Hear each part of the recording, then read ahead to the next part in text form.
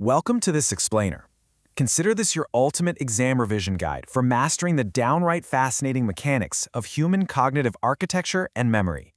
Look, if you've been searching for a foolproof way to lock in those complex theories about how our brains process, store, and retrieve information right before test day, well, you're in exactly the right place. So, grab your notes because we're going to break down the actual science of how you learn, all while you are literally using those exact same biological systems to learn this material right now. Pretty cool, right? Here is our game plan for today. We'll be running through learning and memory basics, the 3 memory storage systems, Miller's magic number, information processing principles, and finally, encoding and cognitive frameworks. Let's get right into it. Section 1. Learning and Memory Basics. Okay, let's start with a foundational definition. Learning is essentially the active process of acquiring new knowledge, behaviors, skills, values, or preferences.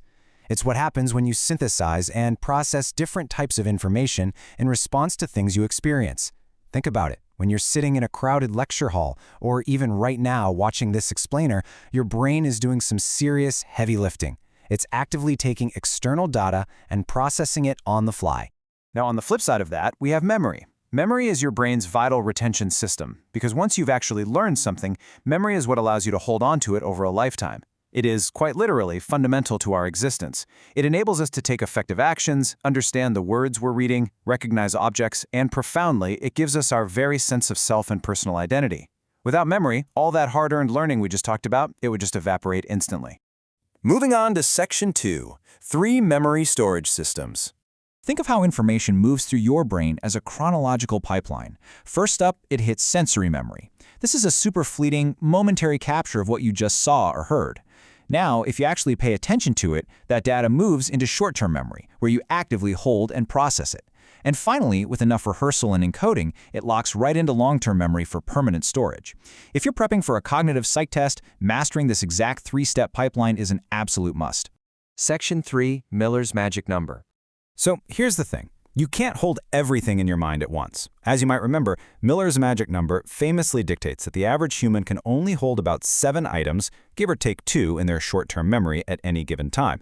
But to manage this pretty severe limitation, your mental workspace actually relies on exactly 3 basic operations to process those chunks of data before they're lost completely. These 3 distinct operations act as your brain's immediate toolkit. First, you've got iconic memory, which deals with visual stimuli. Then, acoustic memory, which processes auditory information. And lastly, working memory, which is the active workspace where you actually manipulate all this data. Pro tip for the exam: if you get a multiple choice or short answer question on the operations within short-term memory, these are the 3 exact pillars you need to list out. All right, Section 4, Information Processing Principles. From an information processing perspective, it's crucial to understand that your brain isn't just some static hard drive. It physically changes due to biological maturation and your everyday experiences. As you gather knowledge, your neural network connections literally undergo physical modifications.